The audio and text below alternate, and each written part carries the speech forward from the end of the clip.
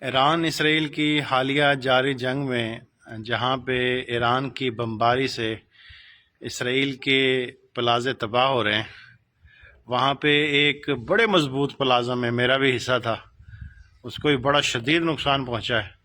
بلکہ میرا کیا کافی پاکستانیوں کا حصہ ہوگا، اس میں کوئی نہ کوئی فلیٹ ہوگا، کوئی نہ کوئی شاپ ہوگی، تو اس پلازے کو بڑا نقصان پہنچا ہے ایران کی بمباری سے۔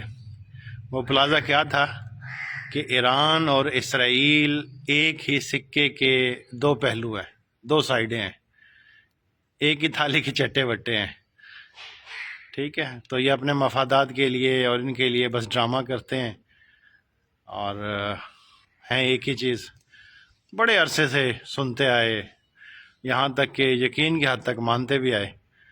تو بڑا افسوس ہو رہا ہے۔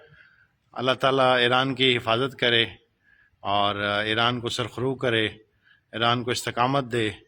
اور ہمارے لیے لمحہ فکریہ ہے یہ کہ جو یہود ہے، ہنود ہے، ان کا ایک دشمن ہے کلمہ گو، اور یہ ہم لوگ مسلکوں میں بٹے ہوئے ہیں۔ اب پچھلے دنوں جو انہوں نے ایران پہ حملے سے پہلے جو حزب اللہ کا لیڈر اڑایا یا حماس کے لیڈر اڑائے، وہ اہل تشیع بھی تھے اور اس پہ بھی میزائل مارا گیا، وہ سنی بھی تھے، ان پہ بھی میزائل مارے گئے۔ تو ہنود اور یہود کے لیے کوئی تخصیص نہیں ہے، یہ ہم لوگ بٹے ہوئے ہیں کہ جی میں شیعہ ہوں، یہ سنی ہوں، تم جناب علی عرب ہو، میں عجم ہوں، یا عرب عجم کی تفریق جو ہے، شیعہ سنی کی تفریق جو ہے، ٹھیک ہے۔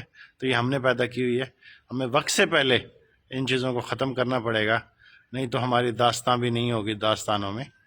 تو بڑی خوشی ہے کہ عالمی سطح پر پاکستان نے بہترین ایران کے ساتھ سٹینڈ لیا، سعودی عرب جن کا ایک بڑا کنفلکٹ چلتا رہتا تھا ایران کے ساتھ، انہوں نے سٹینڈ لیا۔